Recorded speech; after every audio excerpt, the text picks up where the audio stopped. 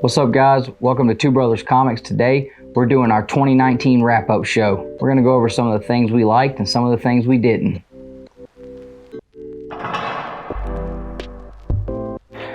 Alright guys, so 2019's come to an end. We're going to talk today about the things that we liked in comic books this year. We're going to go over different artists, writers. We got a whole slew of things we're going to go over. So let's jump right into it. We're going to start off with top series. So what do you think, Nick? What was the top series in your opinion in comic books this year? Well, first, whenever I picked my top series, I made sure it was... I disagree. Yeah, I'm sure you do. That's how we're going to do this today, guys. All night.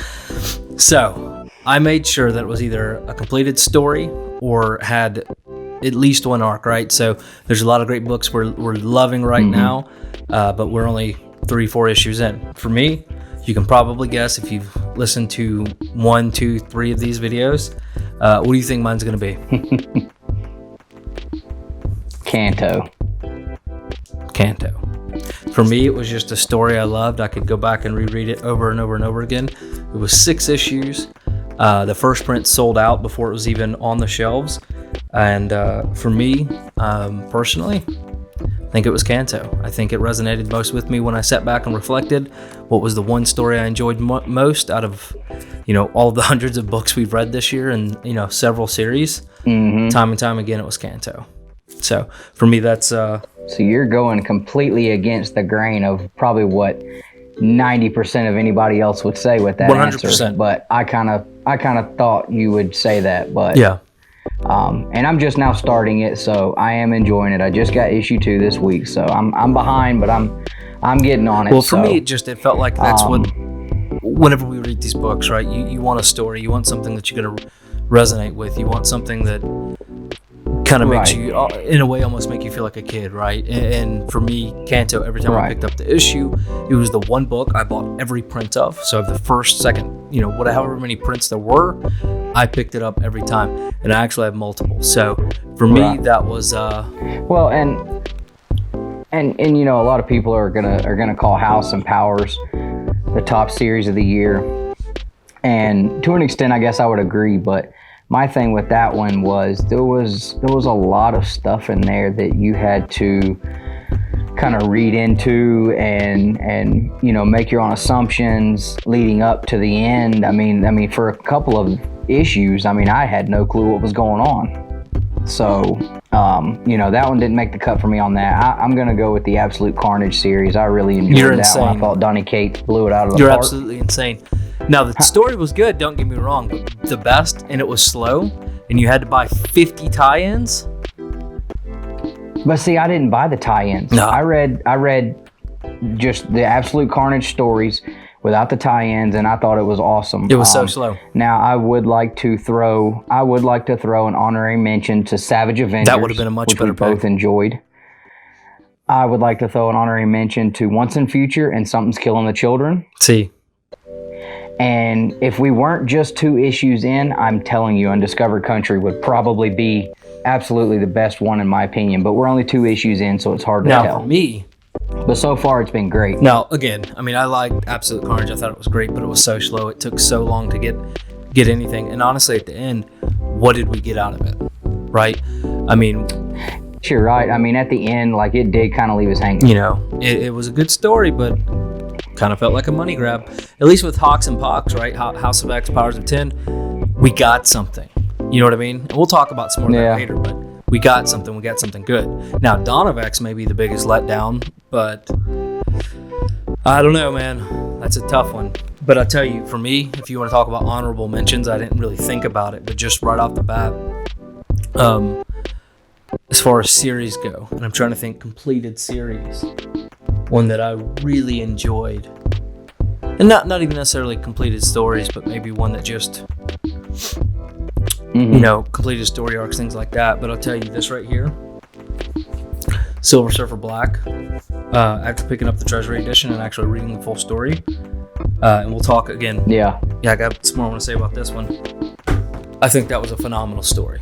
I really do. I think it was Yeah, Really up and I'm there. gonna have to pick that up too because I missed the boat on that one. But I know everybody talked about Silver Surfer Black all year long, so I'm gonna have to pick that up and read that for sure. So go into the next topic. Just to kind of hit my point home about why you are so wrong about your top series. What is the worst single issue of 2019? Yeah. Absolute Carnage, Immortal Hulk. But and I hated that's it. Not the main story. But I hated it. And we both agree on this. I hated it so much, and I was so excited for it. And that's probably why. Right? I picked up 2 of these. 2 of the cover A's, I believe these are. Yeah. And I also bought 3 of the Codex variants, I believe there were. I picked up, and I sent you one. And I opened this book, got 4 pages in. 4. And they're all black. And it is trash. There's 20 pages in there of Bruce Banner sitting in a black room. And we can agree on that one. Cover looks good. That is absolutely 100% the worst comic book that was put out all year. Maybe not, but it was the one I was most irritated by. Right, so for me, I first single cover. I hated it. Single issue. Like, come on, guys. What is this? I couldn't believe that you read it after I told you what happened. I mean, because I read it first. I was like, dude, I couldn't even get through it. It's horrible. You have Bruce Banner sitting in a black room. What is it? I wanted freaking I don't know. the Immortal Hulk to be carnageized and just be ripping through everything. That's what I was excited for. Well, venomized. No, I wanted him to turn into a dang Carnage. Or carnageized. I wanted him to be a doppelganger. And okay, because he had the Venom symbiote, not Carnage. But throughout Absolute Carnage, what's funny about Absolute Carnage is every time I would call you and say, "Hey man, did you read it?" Yeah, that one was definitely horrible. And they had so much they could have done. That's with that the Hulk. Because that's the Hulk. That's what you're gonna give me. I'm sorry. If you really like this issue, I only got 5 pages into it, and I actually just flipped to this to see it. Yeah. I mean, come on. And think about all the people that paid all that heavy money for that one variant. Yeah. The one variant that came out that everybody was going crazy over. It was so hot, and I almost did too. And I was like, nah, I'm not doing that. I was like, I'm not doing that. Trash. I'm not buying on this one. Trash. So yeah, that one absolutely trash. All right, so let's move on. Next topic of discussion. And I think we're gonna be definitely ramped up for some arguments here. Best cover of the year. You want to go first? You want me to go first? You go ahead. All right, I'm gonna go first. And hands down, no doubt, and this book will be making a comeback. The worst on my list later.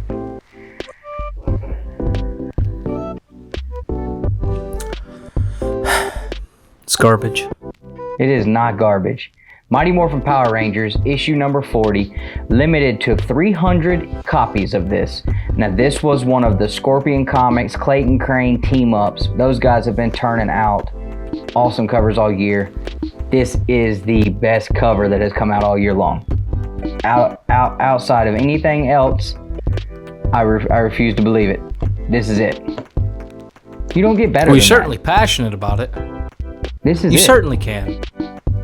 I mean, anything with the Power Rangers on it, just down here. I mean, anything drops. with Power Rangers on it is awesome, but I mean, this takes the cake, man. I mean, Clayton Crane, you outdid yourself here. Listen. All day. The little Hulk, the Hulk in this book was better than that cover, okay? And we saw how that looked. Do we need to see it again? It's about to be morphin' time. All right, let's see what hot garbage you got. Well, hold on. Didn't you get that one best cover signed? of the year then? Didn't you get that one signed? I did. Clayton Crane, Mr. Clayton Crane did sign this for me right there in orange above the already stamped in orange signature he puts on all his books. So, absolutely. You probably forged it. No, absolutely not. Absolutely not. All right. And this cover sold out in less than 48 hours. Every cover was gone. You could not find it anywhere. Ooh. Hey. So I'd like to see that whatever hot garbage you're gonna throw up did that kind of noise. This book sold out too before it ever even hit the shelf. So don't make it. Well. All right. So for me, Tommy Oliver will set that Joker's clock back too. So for me, I had to really. Your best cover. So I had to really sit and think about mine and reflect kind of on what it was. You know, there are a lot of Art Germ fans. There are a lot of Clayton Crane fans. For me, I don't really have one particular artist that every time something comes out, I just love. I'm different. I don't know why. So I went through and I looked. We know. Yeah, right. There was a lot of things I liked, but I was trying to find the one that I really, really loved more than all the rest, right? So I have a wall back here, some of the artwork I like, some of the books I like. And there was only one book from 2019 there's 3 books, the connecting cover variants. I like those a lot, but I wouldn't necessarily say it's like, you know, my favorite. But there was one other book from 2019 that was on there. And that's the one I went with. And I couldn't figure out why I liked it so much. And then I started looking at my Killing Jokes I have. But it was the Year of the Villain Joker. Okay. Brian Bullard, right? I think I'm pronouncing his name right. It's promotional use is what it says here, but I believe it was a 1 per store, kind of like a thank you to all the retailers. When this book hit, man, it got hot, and it got hot pretty quick, and I didn't pick it up. I mean, I thought it was a great cover. I really, really liked it, but... That's the John Carpenter story, yeah, right? It's the John Carpenter story, which is a fine story. Okay. But I just really liked the cover. You know, I like the Joker. The Absolute Killing Joke is, you know, probably one of my favorite, if not. I dig it. I wouldn't say it was the best one. I mean, I saw some Absolute Carnage covers I would have put above that. Well, and I have all of the HOTS variants. HOTS, HOTZ, the connecting cover variants. There was one, I believe it was issue number 4. Had, I believe it was Null on the front. And he was kind of in this weird, almost Carnageized, but not really Carnageized. It was like this strange thing, but it looked good. And I almost picked that one because I did go back to it quite a few times. I flipped through all my short boxes here, but the more I looked at this one, I mean, and then I realized, you know, it's the same Joker, right? It's the smile, the eye lines, the hair.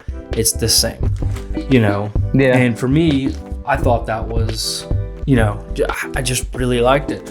So is it the best artwork? I mean, listen, it's all done on, you know, a computer with Photoshop. Is it best raw artwork? Probably not. But is it my favorite cover? Yeah, definitely. You know, and you know, I know one. Well, you know, and it's not bad. I mean, it's definitely a cool cover. And it's not the best. Yeah. I mean, by no means, because of course we've already stated what the best was. Yeah. But I can dig it. Well, it's definitely a neat cover. And then I had some other ones I really liked. So I know one everybody kind of assumed. Some people really actually like this one. I won't say assumed. Some people like it. Some people hated it. But it was the Deceased Joker. I didn't really like it. I kind of got over the Deceased stuff pretty quickly. Now, another Deceased Joker that they did was they actually did a homage cover to the Killing Joke. He had the camera and everything. People trashed them for doing that, which I didn't understand. I was like, I thought it was cool. But a lot of people trashed People trash things just to trash things sometimes. Kind of like Mighty Morphin Power Rangers. It's just trash in general. But anyways, so a couple of other ones I really liked. Actually, I was flipping through these and they kind of caught my eye. Were just the Batman Who Laughs covers. Okay, so these were some of the variants. I personally love the character. Now they did have some cool covers, and I thought that one was awesome. And they did a statue, great stuff. But the statue actually came from, and this cover came from the Dark Knight's Metal. But anyways, so there's a couple of other ones I really like. The Grim Knight was really good, and that one I think is my favorite out of all of them. Black cover. Yeah, that one was really cool. Sick. I remember when you got that. So there's my pick for favorite covers. You know, I did like the Batman Damned. They're up here out of frame, but you can't see those. But yeah, those were the really one cool. I just kept coming back to time and time again when I was trying to figure this out. Kind of what would I call my favorite? Because it's kind of hard for me to pick a lot of favorites. I just kind of enjoy a lot of things, but that one, right? So it earned a spot on my wall. Yeah, I mean, and I can come up with a new favorite cover every week if I really wanted to. I mean, but this cover I got about mid-year, and I remember when I found out it was happening, and I told my wife, I've got to order this tonight. They're going fast, and I'm not going to be without one. So, and then I got it signed, so it was cool. Yep, and and I quit. All right. To kind of go back to the covers. I mean, a lot of the best artwork generally comes from, not best artwork, but a lot of the ones people generally will pay a lot more for right out of the gate are the variant covers. And I've had that discussion. I think it's a topic for another day. But I basically quit picking up a lot of the variants. So for me, cover A's, when I look at them, and there's a lot of good stuff. But I'll go back to that one. But so again, yours was no better than the Hulk in this book, which we've seen, and then mine is a tribute to an all-time classic that only came one per store. So. All right. Now, I would like to give since we're talking about one per store variants, I would definitely like to throw in a honorable mention for the TMNT Power Rangers one per store variant with the Power Rangers issue 0 homage of Shredder holding the White Ranger helmet. I don't have that here to share because it is actually being pressed right now, because I'm going to have that yellow labeled coming up at the Huntsville Comics and Pop Culture Expo. So I don't have it here, but that one is definitely got to get an honorable mention because it was awesome. If it was a Dragon Ball book, it would have already been pressed. It would have just came perfect. All right, moving on. All right, so the next one is going to be, and this is just an overall, it doesn't have to be like a certain thing that happened in comics, just in general. What would you say, whether to you or just in general, biggest surprise this year as far as comic book culture altogether? Not because mine, it wasn't a surprise to me because it wasn't really something that I followed or that it was something I really kept up with, but I'll go first. Okay. Because I want to show this one off. So for me, the biggest surprise of the year, I think, would have to go to The Walking Dead issue 193. Reason being, it was my understanding that they actually had led on and talked about things that were going to be happening in 194 and 195, and the day that this was released, people are finding out The Walking Dead's over. And you remember, I mean, it was stripped from shelves immediately. And this book got quick, it got hot. It went crazy and like hot. 3 days later, it was nothing. Right. Yeah, within a week, I mean, it had just kind of, the floor fell out from underneath it. But it was a huge culture shock for people, I think, that really kept up with The Walking Dead. And even for people who didn't, I mean, I have a copy. First copy, only copy of The Walking Dead I have, but it was just, I was like, man, that's cool. Like, they didn't even tell nobody. And they're square bound, right? So I mean, they're going to come back. Most of them are going to come back almost perfect grades. So it's not like they're going to be difficult or hard to find in a higher grade. And unless Diamond just destroyed everything. So to me, that was it was just the fact that Kirkman just decided to kind of drop the hammer on everybody, and with there was no big lead up as far as like a lot of times you would think something like this would get a big promotion. This is going to be the last issue, kind of like how you would think it would be. We got big promotions for Spawn 300, Spawn 301, and TMNT 100. The Walking Dead ends, and there's nothing, no promotion leading up to it or anything. Just wham, there it is. It's over. That's crazy. Yeah, a lot of people are going to be mad you just slammed that book down like that. I thought that was right. Yeah. So for me, that was biggest surprise of the year, right there. Walking Dead. So as far as surprise, maybe a surprise, but it was a good thing. And you'll probably get what I'm about to talk about. So, House of X, Powers of X. And I say that these weren't a surprise. It was well marketed, right? What was a surprise is a certain person's role in that book. Moira I know where it's going. I think that's how you say it. Moira McTaggart, okay? Somebody who was a CIA agent. I do not believe was a mutant up until this point in X-Men history, right? Correct me if I'm wrong in the comments. But if I'm not mistaken, first time she was ever revealed to be a mutant or have mutant powers. And the way Jonathan Hickman took and created a character that was of value, but never really a big character, right? Turned her into a mutant, and now has created, what was it, 10 different lifetimes for her? I believe it was 10 lifetimes she ran through, yeah. Which I believe is, House of X, Powers of 10, etc. And now all of a sudden, she is kind of like this, I don't want to say godlike figure, but this mutant who... She played the pivotal role in every... For everything. Yeah, and that was kind of crazy, which then created, the new Dawn of X, which again is questionable. Kind of your opinions on it, but that's a topic for another day. But kind of created this whole new world of Krakoa and this mutant world and the Krakoa drugs.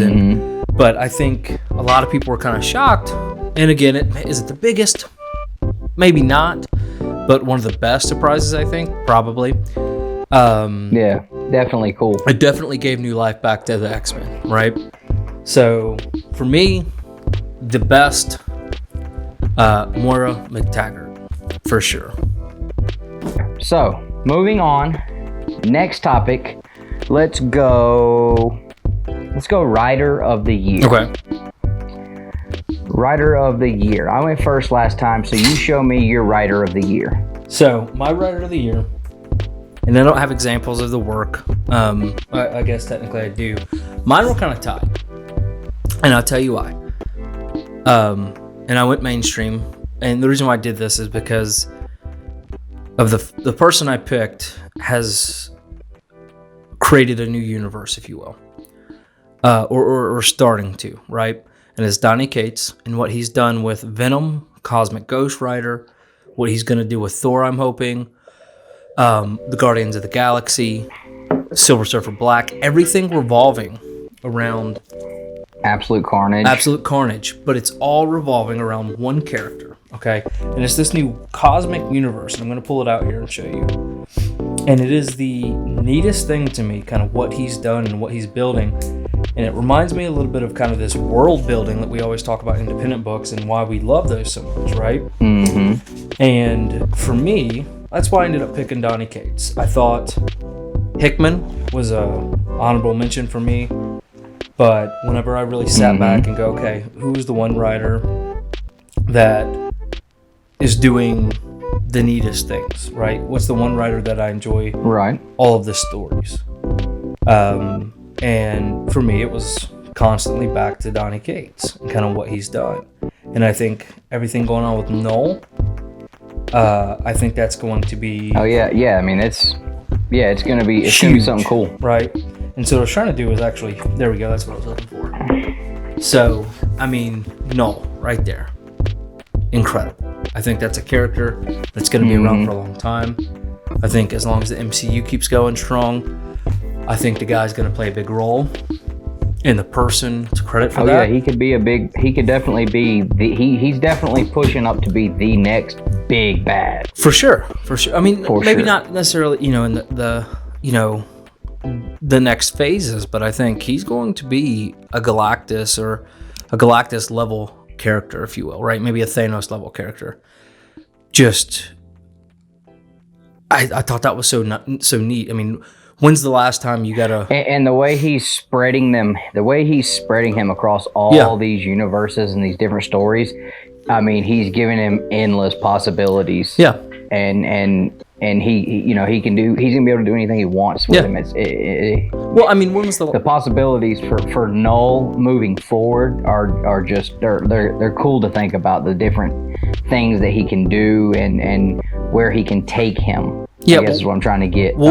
From now, I mean, it's gonna be awesome to watch. Well, when was the last time you saw this recreation of this big character like this big villain? I mean, I can't. To me, it kind of I've said it before, talking with my buddy Mo at work.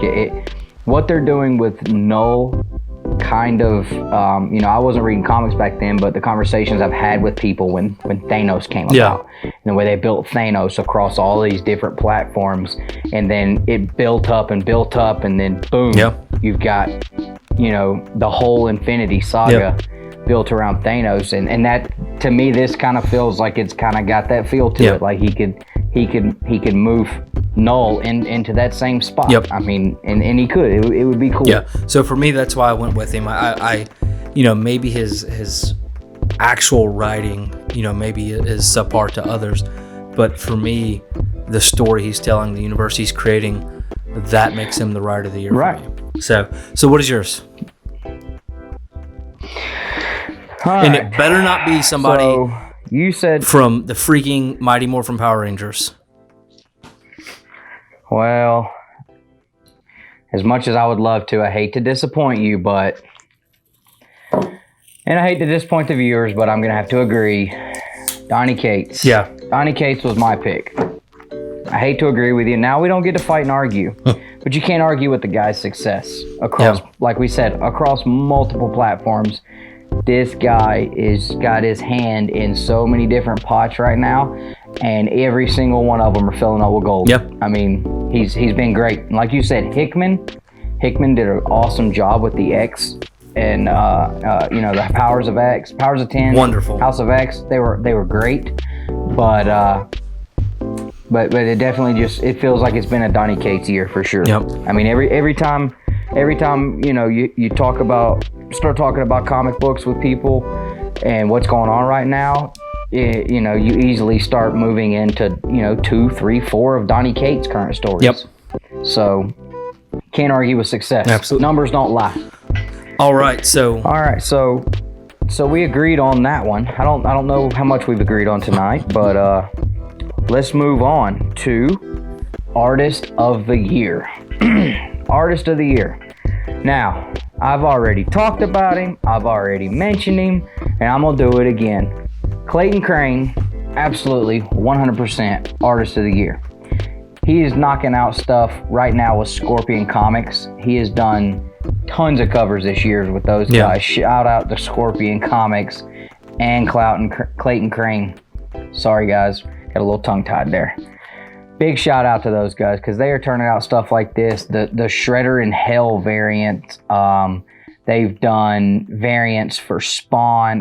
They've done Spawn 301 and 300. I mean, everything those two guys get together on has been awesome.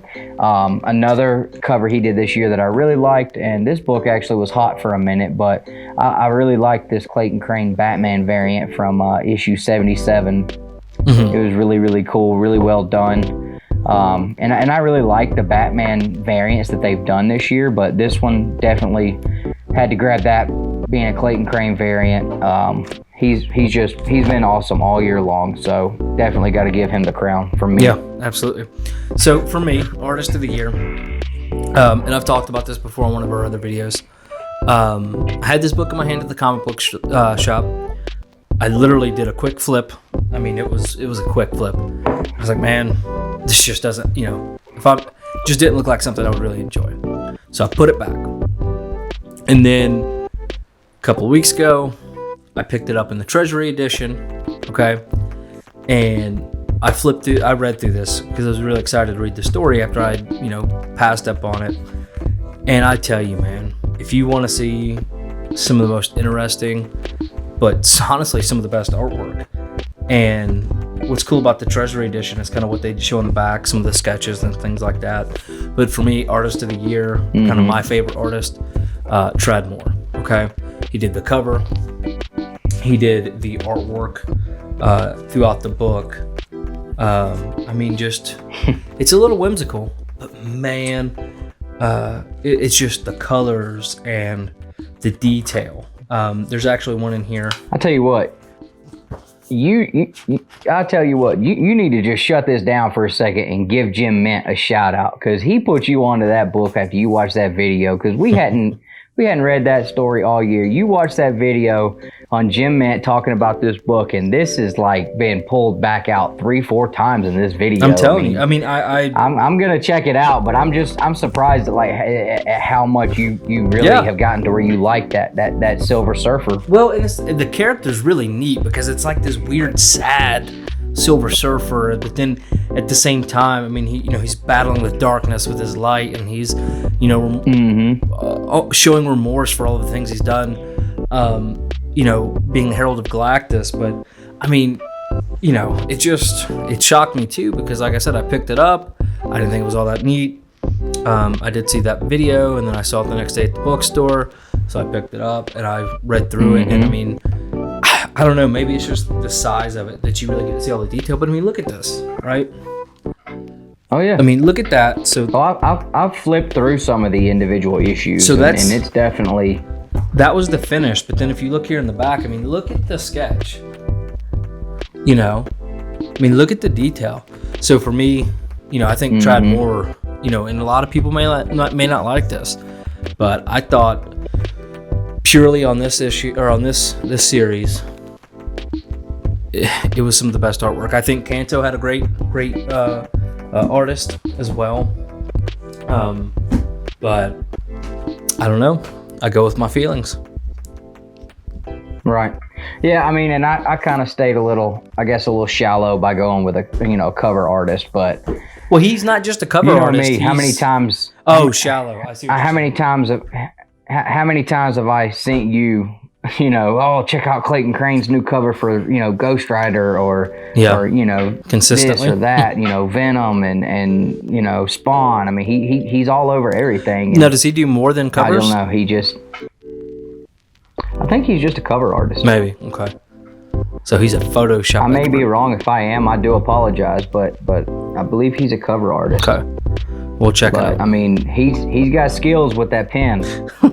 He does have skills with the pen. Oh. So we have covered Artist of the Year, Writer of the Year, Biggest Surprise of the Year, Best Cover, Worst Issue, and Top Series of the Year.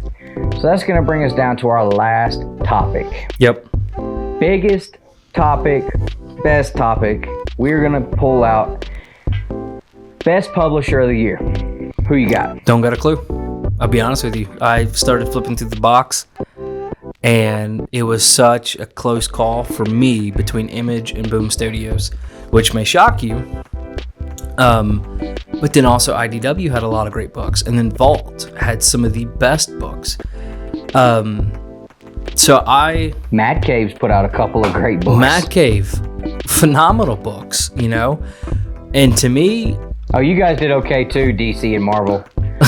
not bad year for you guys too. But the books I enjoyed most, the books that are consistently on my story, or on my pull list, I mean, are the independent books. And I was like, okay, well, let me count and see. We're the indie guys.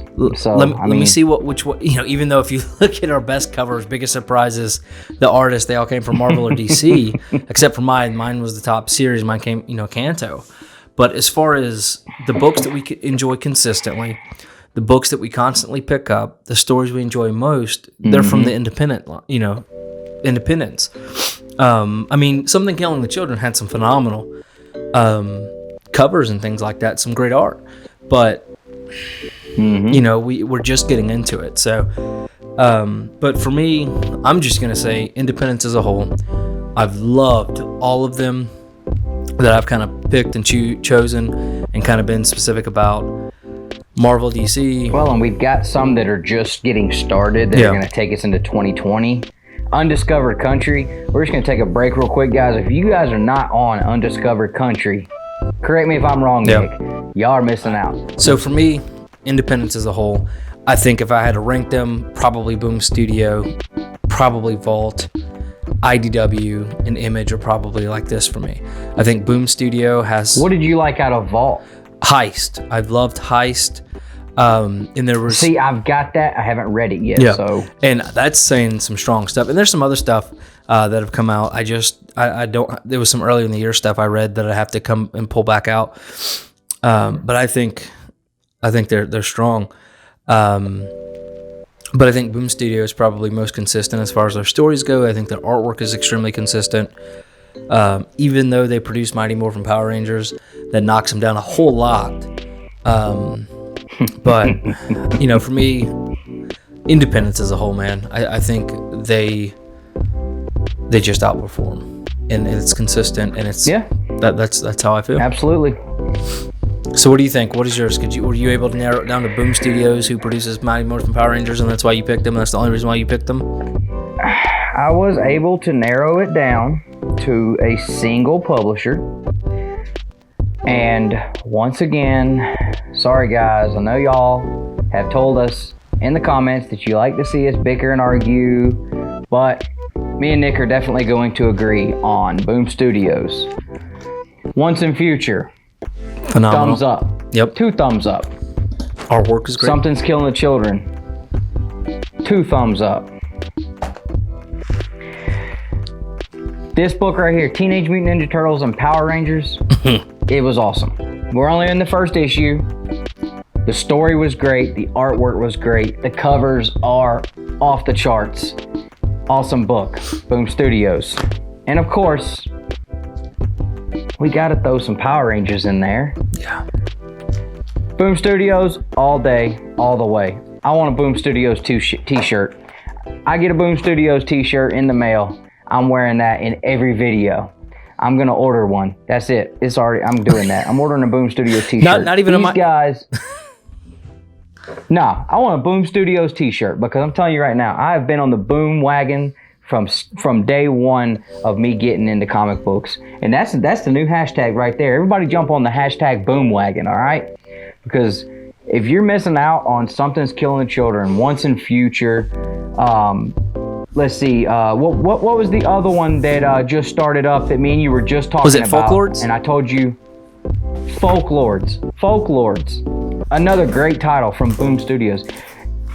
I haven't seen anything that they've put out that I just picked it up and was like, that's trash. Yeah. It doesn't happen. Boom Studios is on top of their game right now. And I really think that they're stepping up to the level of being, you know, close to, you know, the Image level, you know, where, you know, no, you're not Marvel, you're not DC, but you're right there fighting for the number 3 spot. They're definitely, you know, moving up the ladder, in my opinion. I mean, Boom Studios, great year, guys. You guys get our Publisher of the Year.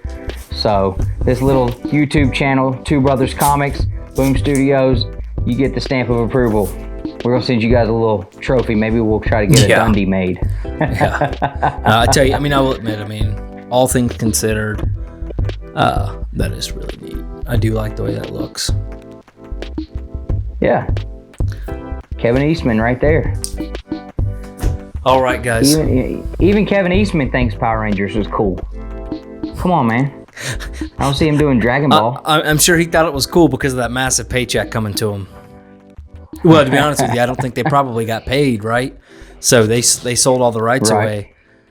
He probably got paid for that cover, but yeah. Dragon All right, Ball. guys. Hey, hold on. That is Hold on. Dragon Ball is strong enough to stand on its own. It doesn't have to reinvent itself every single season to where you have Mighty Morphin Samurais and Mighty Morphin Animals and Mighty Morphin Space Rangers, okay? You know. Well, I didn't watch it past all that, well, so I'm an OG guy. Now, that guy right there, he's strong enough to carry the series all by himself, all right? Yeah, okay. All right, guys, so that is our 2019 wrap-up. No, we got a late start into the year, but it's really been an upward spiral for us. We've really enjoyed it. You guys have been able to really get out and support this channel, so we hope you'll take that into 2020 with us. Always remember, hit the subscribe button, hit the like button, leave us a comment. Let us know what your favorite things about the year was. Maybe you agreed with us, maybe you didn't. Let us know. Hit that subscribe button for us. Don't forget, collect your way.